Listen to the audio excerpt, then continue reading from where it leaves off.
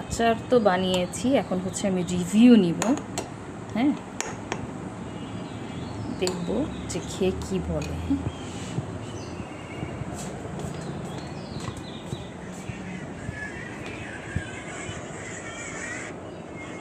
আচার আচার খেয়ে দেখো কেমন হয়েছে।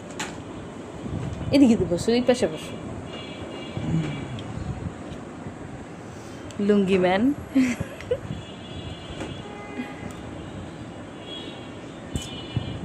তাকাও,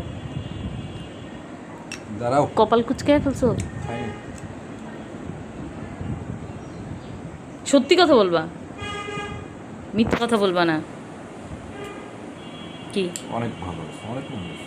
গতবারেরটার চেয়ে এটা মজা হয়েছে না? গতবারেরটা বেশি ভালো ছিল। না, এবারটা বেশি মজা হয়েছে। এবছর এটা বেশি মজা। এবারে লবণ চিনি আমি দেখছি তো।